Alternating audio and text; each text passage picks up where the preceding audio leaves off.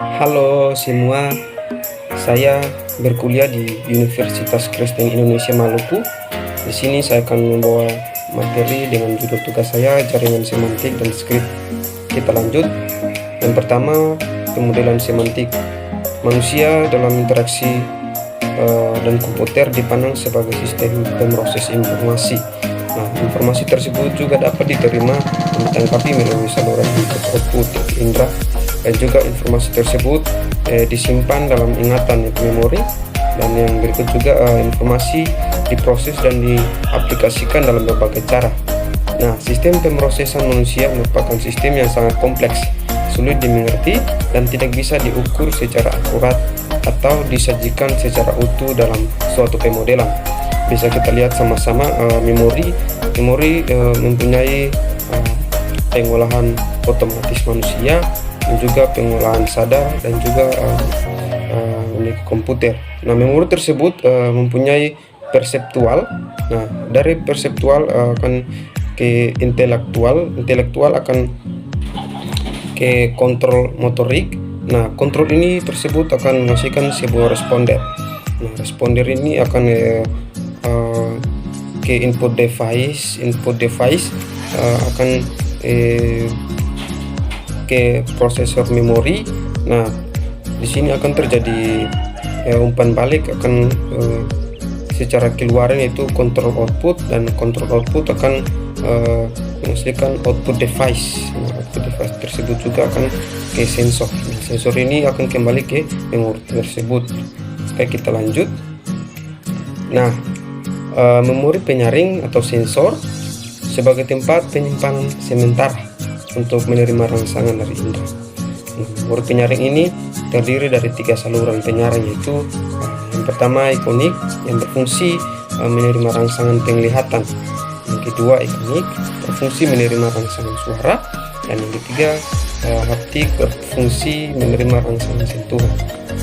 Nah, dalam pengolahan informasi ini dibagi dua, yaitu pengolahan secara tidak sadar terjadi ketika rangsangan yang datang ke bagian intelektual dan memerlukan beberapa waktu untuk menghasilkan tanggapan yang sesuai.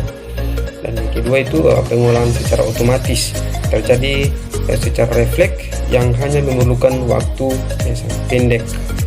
Adapun juga kombinasi warna yang terbaik untuk latar belakang warna merah adalah yaitu kuning, putih, dan hitam.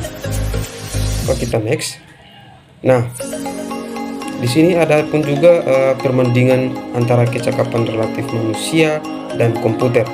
Dan yang pertama itu kecakapan manusia meliputi estimasi, kreativitas, adaptasi, kesadaran serempak, pengolahan abnormal atau perkecualian, memori asosiatif, pengambilan keputusan non-deterministik, pengenalan pola, pengetahuan dunia, dan yang terakhir kesalahan manusia.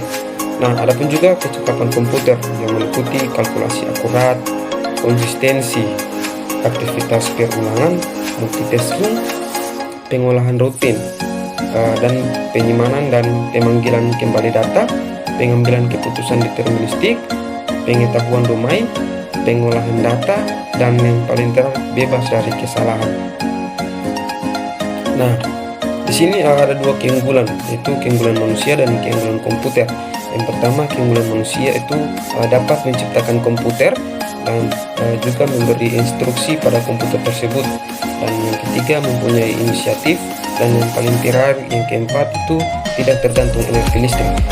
Sedangkan keunggulan komputer yaitu objektif, dapat menyimpan informasi besar pada secondary store. Yang ketiga, waktu pengambilan informasi sangat singkat. Keempat, bekerja cepat, tepat, dan teliti.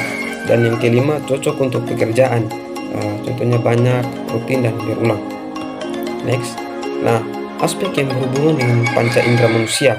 Nah, indera tersebut merupakan sistem fisiologi atau dalam tubuh manusia untuk mengenali, merasakan, dan merespon terhadap serangkaian stimulus secara fisik. Nah, saat suatu indera mengenali atau merasakan sesuatu, indera akan mengumpulkan informasi untuk memberikan persepsi atau respon terhadap yang diketahui. Nah, panca indera tersebut yaitu sebagai pembantu untuk melihat, itu mata, ada lidah, ada hidung, dan kulit sebagai indera peraba. Kita lanjut. Nah, pada saat panca indera penglihatan, panca indera berfungsi saat cahaya diproses oleh mata dan ditafsirkan oleh otak. Nah, studi kasus ini membutuhkan mengatur jumlah cahaya yang masuk ke mata. Fakta unik tentang panca indera penglihatan. Dan yang kedua itu panca indera pendengaran.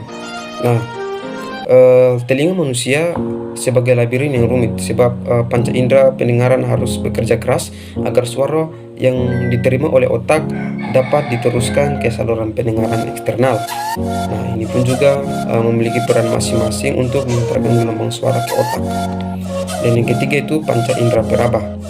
Nah, hal ini berperan agar manusia bisa menyadari adanya sentuhan, tekanan, panasnya, suhu di sekitar, getaran, hingga rasa sakit.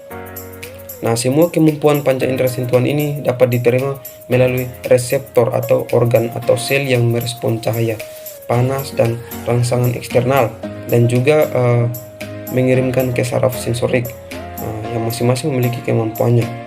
Oke, kita lanjut.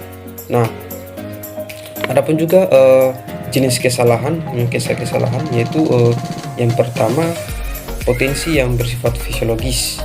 Nah, organ-organ yang dapat menghasilkan dan menerima bunyi-bunyi atau ucapan serta menghasilkan dan menerima bunyi lambang-lambang tertulis.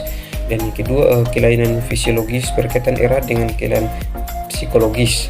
Dan yang ketiga itu yang berikut, kesalahan sistematis akhirnya, ya post-systematic error, yaitu orang yang tahu benar kaidah bahasanya tetapi karena tidak sadar biasanya muncul kembali berbahasa yang salah.